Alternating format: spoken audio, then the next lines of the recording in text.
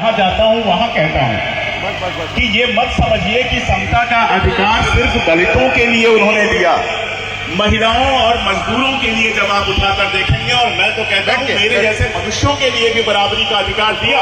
ये ना लाइव जो चल मुझे रहा है, किसी ऐसी चीज में बांधा जाए, लेके लाइव पे चला, मैं ये तय करूँ कि मैं इससे शादी करूंगा, मैं इससे दोस्ती करूंगा, ये खाना खाऊंगा, वो वाला खाना नहीं खाऊंगा।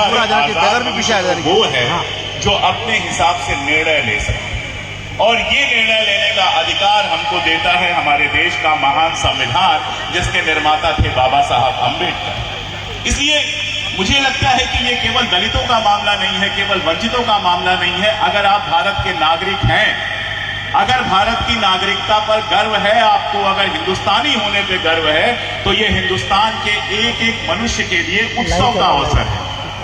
अक्सर आजादी की लड़ाई के इतिहास को लेकर लोगों को उलझाया जाता है। मैं एक बात कहता हूं, आजादी की लड़ाई क्या सिर्फ पॉलिटिकल होती है? हाँ।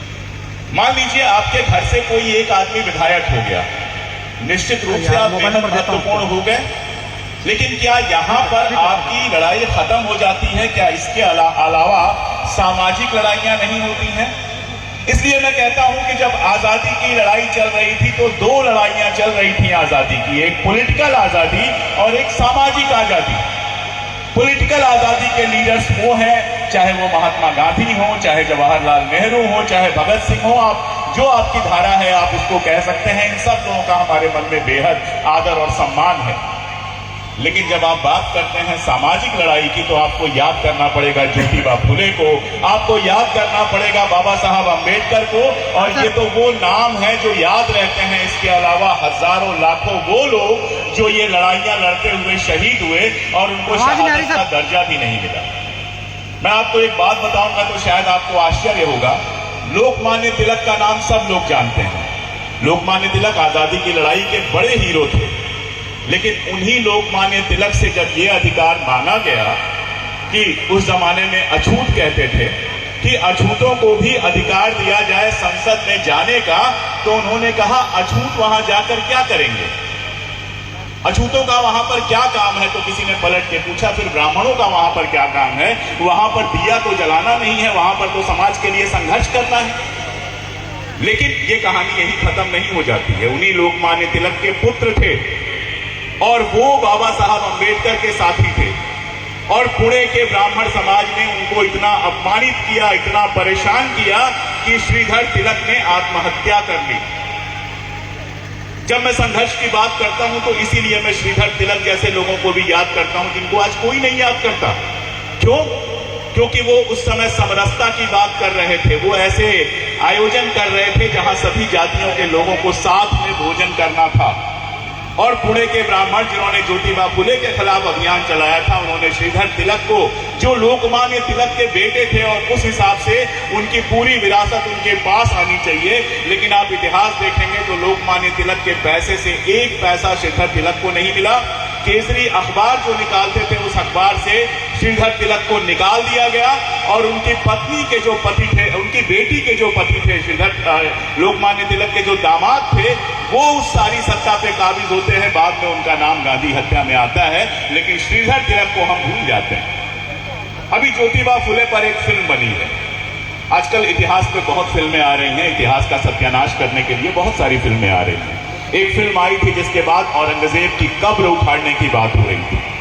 उस फिल्म में कोई कट नहीं लगा, किसी ने ये नहीं कहा कि ये फिल्म समाज के अंदर घृणा पैदा करेगी। जो औरंगजेब 350 साल पहले मर गया, मैं अक्सर बताता हूं कि औरंगाबाद की एक यूनिवर्सिटी ने मुझे लेक्चर देने के लिए बुलाया था, तो मैंने कहा भाई जरा औरंगजेब की कब्र देख के आते हैं। तो चले गए उस जगह पर देखने। बमुश्किल 4 लोग खड़े थे।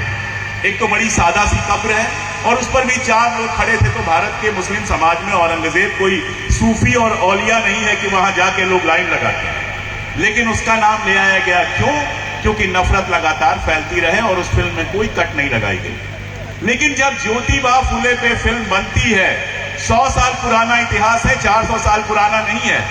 अभी भी अगर आप पुणे में जाएंगे, फुलेवाड़ा आप जाएंगे या वहां के कार्यकर्ताओं से मिलेंगे, तो वो ऐसे कहानियां सुनाएंगे जैसे उनके घर की कहानी है, क्योंकि पीढ़ी दर पीढ़ी कहानी चलती रहती है। कैसे ज्योतिबा फुले को परेशान किया गया, कैसे जब उनकी पत्नी पढ़ाने के लिए जाती थी उनके ऊपर गोबर फेंका जाता था, कैसे सारा तमाशा रचा गया। आप उनके बीच का, पति पत्नी के बीच का पत्राचार पढ़िए तो ही बहुत कुछ समझ में आ जाता है। अब उस पर कट लगाए जा रहे हैं। क्या कट लगाया जा रहा है? उसमें डायलॉग था कि 3000 सालों से हम जो अपमान झेल रहे हैं, गैर बराबरी झेल रहे हैं, तो उसको काट के कर दिया गया कुछ सालों से हम झेल रहे हैं। तुम कहोगे 5000 साल तो पुरानी तुम्हारी परंपरा है। तुम कहोगे मनु महाराज ने हजारों साल पहले मनुस्मृति लिखी थी। जब बाबा साहब संविधान लेकर आएंगे तो तुम कहोगे मनुस्मृति को संविधान की तरह लागू किया जाए। और जब ज्योतिबा फुले पे बनी हुई फिल्म में तुम्हारी उसी 5000 साल की परंपरा पर सवाल उठाया जाएगा तो तुम कट लगा दोगे। और यही नहीं, तमाम सारे कट लगाए गए हैं। क्यों? क्योंकि ये वाला जो उत्पीड़न है वो सामने ना आ पाए। और मैंने अगर बात की नफरतों पे से, इसीलिए बात की कि ये नफरत का जो पूरा खेल है दिखाई देता है मुसलमान सामने, लेकिन असल खेल है इस देश में जो लोग 5000 साल से अपना डोमिनेंस बनाए हुए हैं और आजादी की लड़ाई के दौरान दोनों आंदोलनों में, यहां पर हो सकता है कुछ लोग मुझसे सहमत ना हो, लेकिन चाहे वो मुख्य धारा का आंदोलन हो, आप देखिए भगत सिंह जो है वो लेख लिखते हैं और लेख लिखकर छुआछूत का विरोध करते हैं। और यही कारण है कि जब भगत सिंह की हत्या होती है, उनको फांसी पर चढ़ाया जाता है, तो बाबा साहब उनके लिए स्मृति लेख लिखते हैं। कोई एक बड़ा नेता बाद के दौर का आप बता दीजिए जो छुआछूत का समर्थन करता हो। कोई 100 कदम गया, बाबा साहब अगर 100 कदम गए तो बाकी लोग 20 कदम चले, लेकिन समानता एक मूल्य की तरह स्थापित हुई। हमारी आजादी की लड़ाई में सब बराबर हैं, जाति पाति नहीं होना चाहिए, भेदभाव खत्म होना चाहिए, ये बात स्थापित हुई। और जब हमारा संविधान बनता है तो उस संविधान में एक व्यक्ति एक वोट का अगर सिद्धांत रखा जाता है, अगर उस संविधान में आरक्षण के सिद्धांत को स्वीकार किया जाता है, जिसमें SC ST को रिजर्वेशन दिया जाता है, अगर उसमें किसी भी तरह के छुआछूत को गैर कानूनी कहा जाता है, इसका मतलब क्या है कि थोड़ा आगे थोड़ा पीछे होता तो है। जिसके पास 5000 साल से अधिकार रहा हो, अधिकार छोड़ने में थोड़ा दर्द तो होता है। मेरे पुरखों को भी हुआ होगा, यहां मैं स्वीकार करता हूं, इसमें कोई बहुत बड़ी बात नहीं है। लेकिन सिद्धांत रूप में वो इस बात पर राजी थे कि ये समाज एक ऐसा बनना चाहिए, ये देश एक ऐसा बनना चाहिए जहां सब लोग बराबर हों। और उस संविधान की प्रैक्टिस से ये हुआ कि बहुत सारे लोग जिनके घरों में कभी ढंग से चिराग नहीं जले थे, उनके घरों में लाइट जली, उनके घरों के लोग पढ़े लिखे आगे आए और समाज की मुख्य धारा में पूरी शक्ति के साथ, पूरे शान के साथ खड़े हुए।